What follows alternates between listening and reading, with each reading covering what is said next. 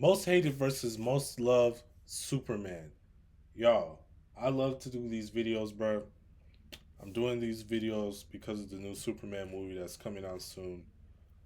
Y'all, I really like to do videos like this, bro. I ain't gonna lie to you. I just I can't lie. I'm being honest. So we're gonna see the most hated versus the most loved Superman. Now, the most loved Superman is most likely uh Christopher Reeve's Superman. Um, for good reason. I've seen all the movies. I'm a nerd. Yeah, so he's probably the most loved. I think he was a solid Superman. Um, I don't, I don't. He's not my personal favorite, honestly. But he is a solid Superman though. So, but I know for a fact he's going to be the most loved and the most hated Superman. I can't say who's the most hated. I can't say who's the most hated Superman. I think Henry Cavill is going to be up there for a lot of people. However, Henry Cavill is my most loved Superman because I think he embodied Superman as a whole. He wasn't given the best scripts or the best story for the movies that he participated in, but I still love his portrayal of the character, and I feel like he was the perfect fit for the character. Had he been given a better script and a better storyline, he would have done wonders with the role of Superman. I fully believe that. So, but that wasn't the case, and now we have David Cornsweet, who I think will be a great Superman as well. I think he also embodies Superman pretty well. Um, so yeah, um, it's okay to love. It's okay to love multiple versions of the character. Like people act like you can only like one thing or the other, and it's like, bro, that's not true.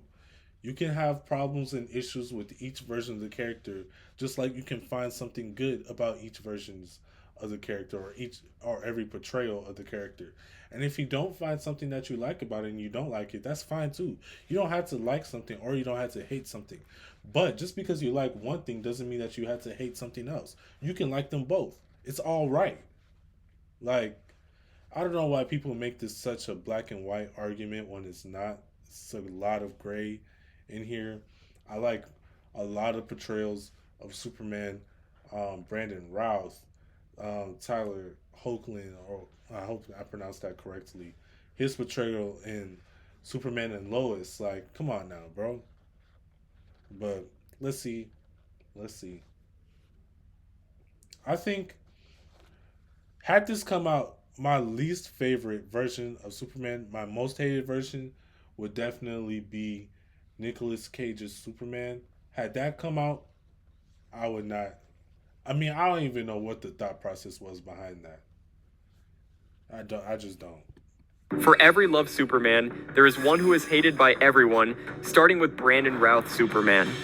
Now, on paper, it sounded like a respectful revival of Christopher Reeve's legacy, a spiritual sequel to the old classics. But what fans got was one of the coldest, creepiest, and most forgettable Supermen in cinematic history. Now, let's be honest. Brandon Routh looked like Superman.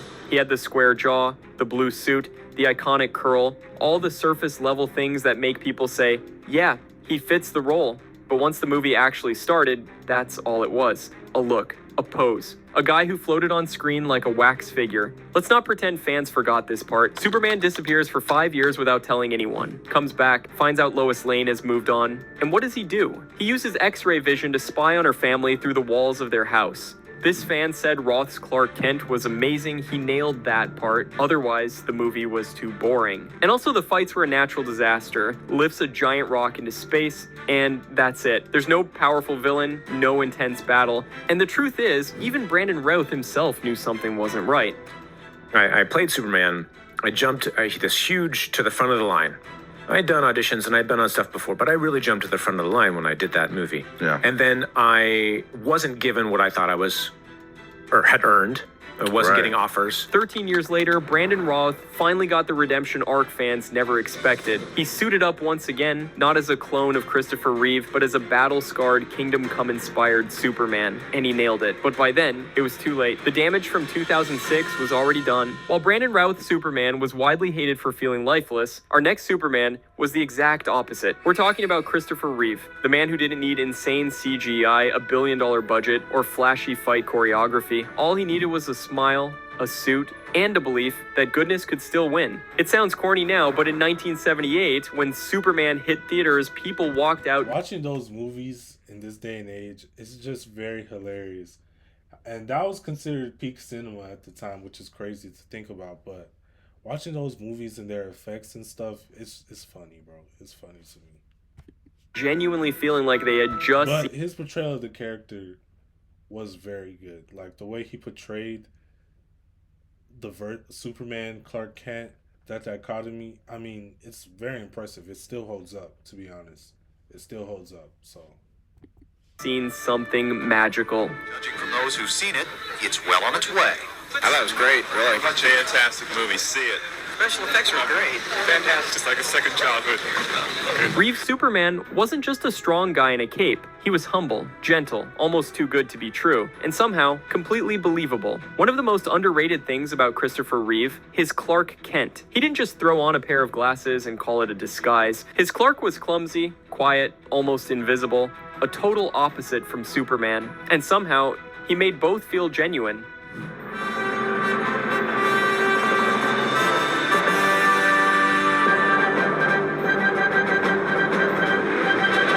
What makes Christopher Reeve even more beloved is what happened after the cape. When a horseback riding accident left him paralyzed in 1995, Reeve didn't it was horseback riding? I thought it was a car accident. Oh, that's crazy. What happened? disappear. He became an advocate, a fighter, a real-world symbol of resilience. The man who once played Superman became one in real life. This fan said, "People loved him so much. For me, he will always be Superman." While Reeve's Superman gave us hope our next Superman was I heard that he helped his son. He taught his son how to ride a bike even when he was paralyzed, and that's very impressive. You could just tell he was such a lovable guy. Like, it's very apparent. Very.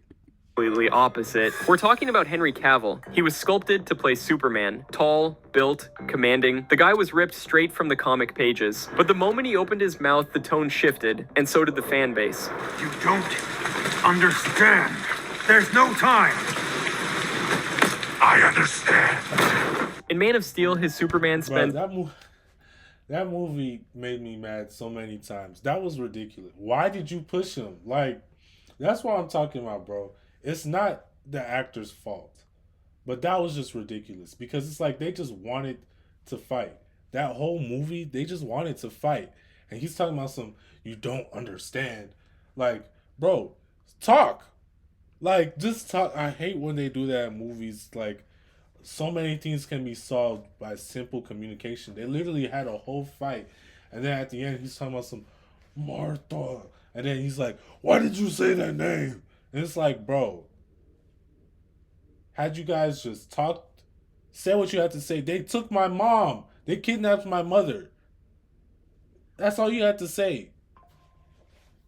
Like, then that whole fight didn't even have to happen. It was a great fight.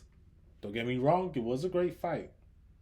The reasoning behind it was D-U-M-B, dumb. And then Lex Luthor was terrible.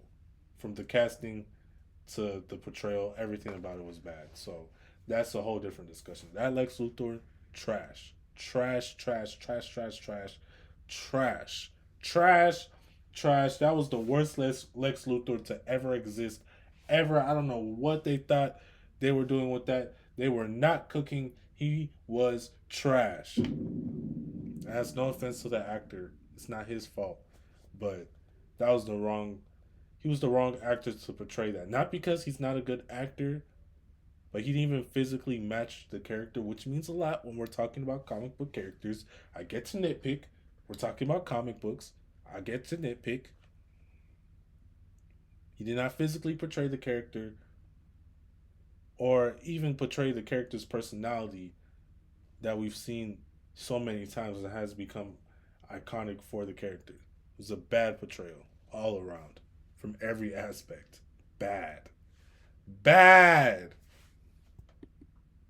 Spends most of the movie confused, isolated, and reluctant to even be a hero. He barely speaks, he rarely smiles, and he constantly looks like the weight of the world is crushing him before he even saves it. Then came that moment, the thing that split the fan base in half.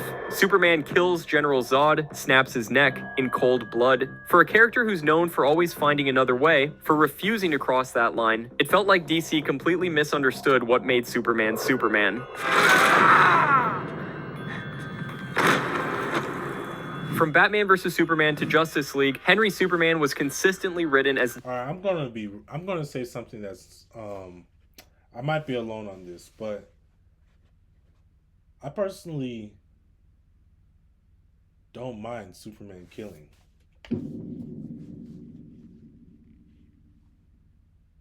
I don't mind him killing, to be honest. Because, like, okay, let's take Batman for example. Batman doesn't kill, and it makes sense why he doesn't kill. His parents were murdered in front of his eyes. That's the whole reason why he became Batman. And he was 8 years old when that happened. And after that, he, you know, he swore never to kill, and he also decided to never use a gun. Guns are for criminals who are cowardly, you know? So that makes sense. And because of the damage that was done to him mentally, Batman isn't in a mental space to where he could kill. Like, I think it says is I like the explanation they gave in the Red Hood storyline, Death in the Family storyline, under the Red Hood, specifically in the movie, when he stated it's not that he's incapable of killing. It's that if he were to ever kill, he knows that he wouldn't be able to stop, and that he would continue to do it because of how easy it would be for him to do it. Because Batman is not the most mentally stable individual. He's so overwhelmed by his trauma. You see, a lot of people are able to move past their grief. They're able to heal.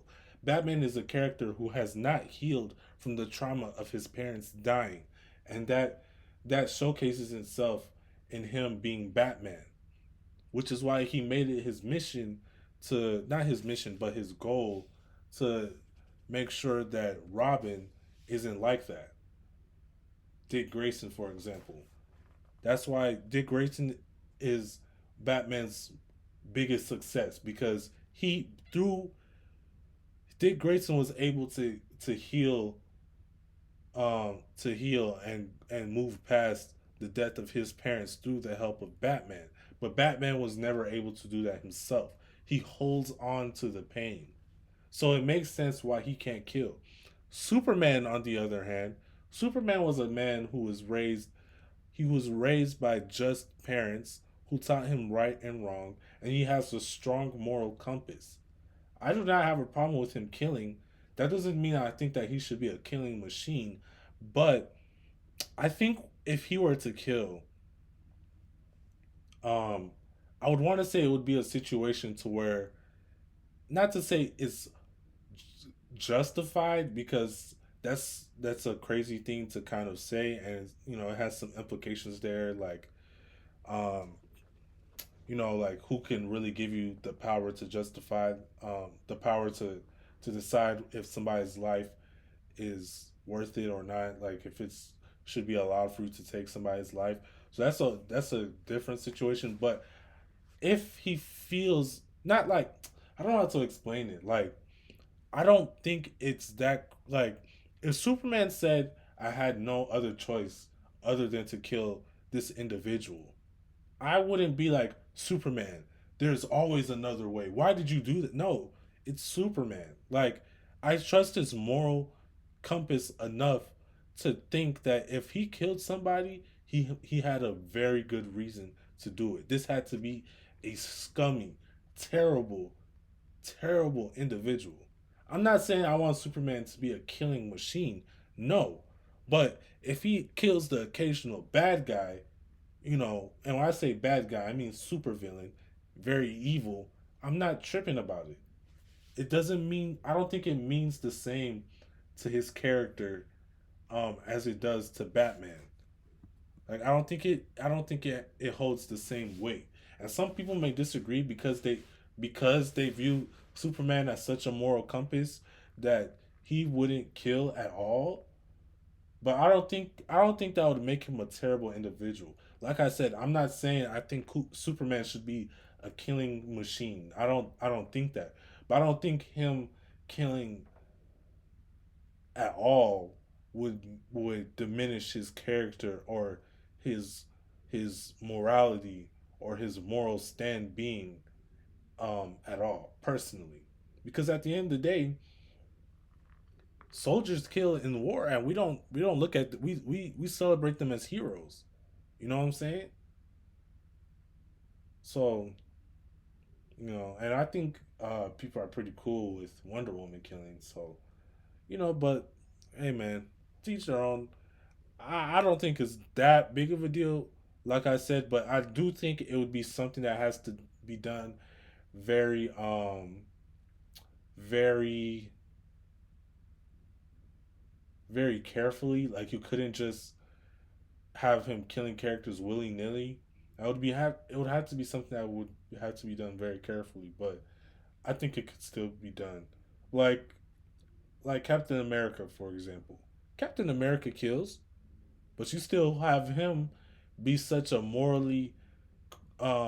a morally upright character, even though he has killed. You know, he's killed. He's used guns. Like he's a soldier. So that's my thoughts on it. Distant, more alien than human. He doesn't comfort people. He doesn't inspire civilians. He terrifies them.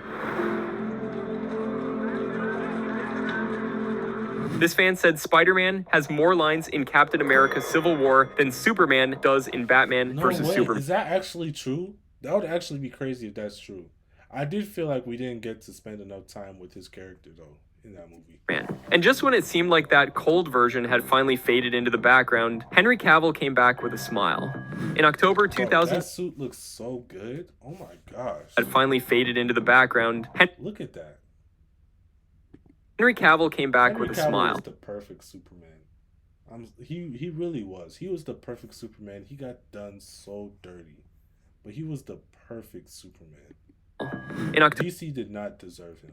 October 2022, he posted to Instagram with a smile on his face and said the words fans had been waiting to hear. Welcome back, Superman.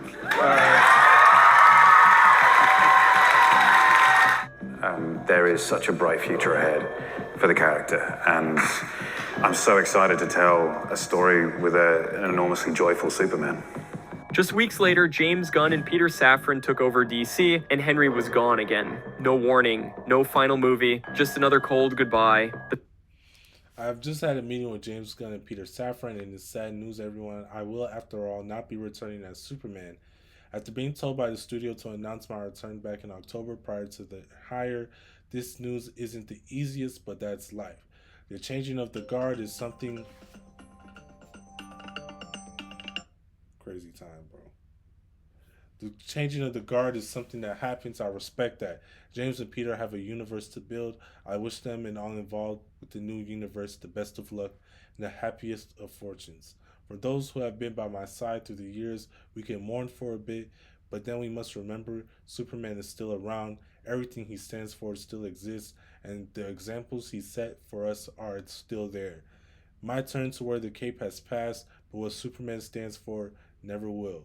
It's been a fun ride with you all, onwards and upwards. Wow. What a guy.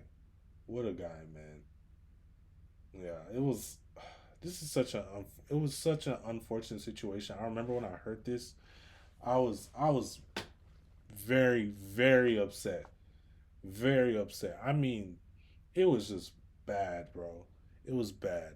And obviously, it just hurts. It really does hurt. I don't know, man. It hurts. It hurts. It really does. It really hurts for real. But like you said, that's life, man. So what can we do about it?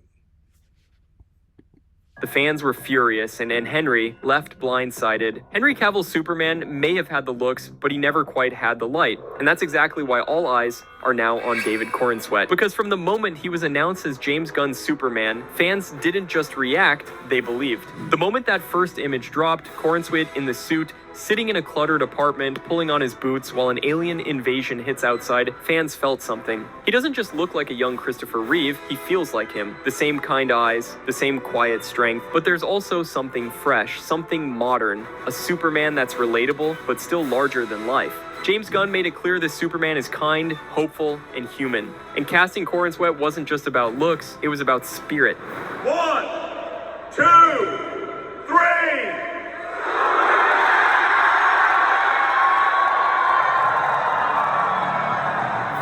This version of Clark Kent works at the Daily Planet. He smiles, he cares, he's not here to rule Earth, he's here to connect with it. In the comics, Superman has always been the moral compass of the DC universe. He's not just the strongest, he's the first, the one others look to. This movie places Superman into a world where heroes already exist. That means his role isn't just to save people, it's to set the standard. That's classic. I think Henry Cornswet. I think David Cornswet is going to do a great job as Superman. I truly believe it. I think he does embody the character. Yeah, so it like I said, man, it doesn't have to be either or. You could like both Henry Cavill and David Cornswet. It's nothing wrong with that. I think I think David Cornswet will be a great Superman, and I'm excited to see what he has to offer. And yeah, man, I'm sad about what happened with Henry Cavill, but it happened at the end of the day. There's nothing I can do about it. There's nothing any of us can do about it. The best thing we can do is continue to support the character, and I'm choosing to do that with David Cornswet, who I think embodies the character and was a very good choice to replace him, if anything else, you know what I'm saying? So, yeah. Classic comic book Superman, a symbol of what all heroes should aspire to be. He is a charming Superman and very strong. I'm not messing around. I'm doing important stuff. Now, I will say, this is very important to me. I need the Superman in this movie to be powerful.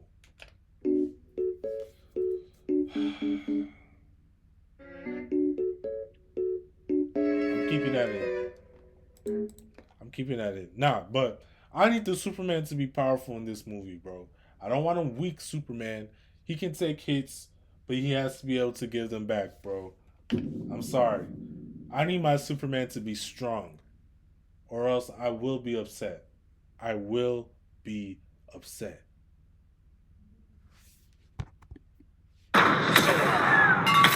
This fan said, "Dude is like a mix between Christopher Reeve, Henry Cavill, and Tom Welling in the best possible way. Superman energy all the way." And that brings us to Dean Cain, our next Superman who might have worn the cape, but never truly embodied what it stood for. From the jump, Dean Cain's Superman felt less like a protector of the planet, and more like a guy trying to land a second date. The show was heavy on romance, light on stakes. Sure, it had Clark and Lois flirting for 4 straight seasons. If you'll excuse me. A Superman, there's nothing you can do. If he throws you once, he'll do it again. Look. But when it came to real superhero moments, punches were pulled, powers were weak, and most of the time, Superman barely showed up. He played Clark and Superman exactly the same. Same tone, same swagger, same energy. And that broke one of the most important comic rules. Clark Kent is supposed to disappear into the crowd. Even after the show ended, Dean Cain continued to drag down the Superman legacy. From attacking modern Superman stories to saying the characters become too woke, Cain's real-life persona has only made fans more critical of his on-screen version. Fighting, real-world problems like climate change, the deportation of refugees, and he'll be dating a hacktivist, whatever a hacktivist is. I don't know. Moving on to our next Superman, Tyler Hoechlin quietly showed up on TV and gave fans exactly what they'd been begging for. What made Tyler's version stand out immediately was that it didn't start with the origin story. It didn't open on Krypton or some retelling of his first flight. It gave us something totally new. What it is about Tyler, but when I first saw him as Superman, I was like, bro, this guy is not Superman. Like, when I first saw him, I was like, this is not Superman. But immediately from the jump, well, even before that, now I'm thinking about it, because I was I watched the CW verse, their own verse. So when I saw him in Crisis, I believe that's when it happened. But when I saw him there, I was like, okay, yeah, this is Superman. He's Superman. And from Lois and Lane, in Superman and Lois, he was Superman, and something about him clicked there. But I'm just trying to figure out why, because when I first saw him, I was like, bro, this is not Superman. But he really grew into the character, for real. He really did. And to where it's like, when I see him now, I'm like, yeah, he's Superman. Like, so. Something we rarely see in live action, Superman as a dad.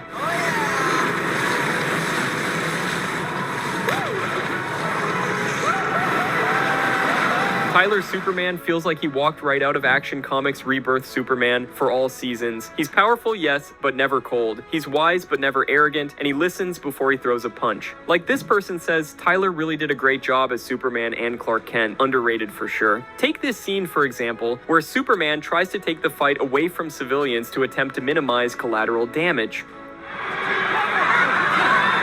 Not around them. He's not grimdark, he's not emotionless. He's a hero who shows up, stands tall, and speaks with clarity. While Tyler Hoechlin proved that Superman TV show could work, our next Superman, he never even made it to takeoff. Yes, Nicolas Cage, the eccentric, bug-eyed, Academy Award-winning actor, was once cast to play the Man of Steel in Tim Burton's I don't know what they were thinking with this guy. This is not Superman, bro. I don't care what nobody says. That would have been garbage. This guy is not Superman. Canceled Superman lives. Leaked screen test footage shows exactly why fans were terrified. Cage in a shiny glowing plastic suit with shoulder pads, glowing chest armor, and long black hair that looked more rock band than Kryptonian. To make it worse, the tone of the film was completely off, leaning into alien weirdness, mechanical spiders, and a version of Clark Kent that felt more like an anxious alien tourist than a quiet Kansas-raised hero. And then they brought him back in The Flash using CGI. They gave fans a glimpse of the Superman that never was, and it was worse than most expected. Cage said, I was on set, standing in an alternate dimension, witnessing the destruction of the universe. I had no dialogue, so I had to convey emotion with my eyes. That's what I did. I was on set for maybe 3 hours. When I went to the picture, it was me fighting a giant spider. I did not do that. That was not what I did. That was all. I don't think it was AI. I know Tim is upset about AI as I am. It was CGI. This person said, how do you have Nick Cage in a Superman suit? This guy is so confused. AI and CGI, bro. CGI has been around way longer. Well, AI has been around since the 50s, but they're not the same thing, bro. Come on now. But yeah, that guy he did not know what he was doing, bro. It was crazy. Nah, The Flash was terrible. I don't know what they were thinking with that. That was a terrible movie. Granted, I didn't watch it. I watched a little bit of it. It was terrible, bro. Oh my gosh, bro. Can these people put me in the writer's room? Let me cook. I'll give y'all something to watch. Because these guys don't know what they be doing. The Flash, bruh, biggest fumble of all time. Which is crazy because they just had a character portraying the Flash on the CW for years. And he did a great job portraying him. Obviously, that had its problems too. But that was mostly writing, not acting. But come on now, bro. It's just like the blueprint is there. The blueprint is there, bro. What are y'all doing, bro? That was a terrible movie. I'm sorry. I'm not sorry. I'm not. That was a terrible movie. On set and decide to go with PS2 graphics, insane. Our next Superman earned fan love over 10 full seasons without ever needing to fly in the first episode. Because Tom Welling gave us something deeper, a Clark Kent who earned the S, step by step, mistake by mistake, season by season. Smallville wasn't about Superman saving the world. It was about Clark Kent figuring out who he was. He dealt with school crushes, family secrets, betrayal, fear, destiny, all while hiding powers that made him feel less human, not more. Other versions rush to the Cape. Smallville took 10 years. By the time Clark does become Superman, it means something. It feels earned. You feel like you walked that road with him.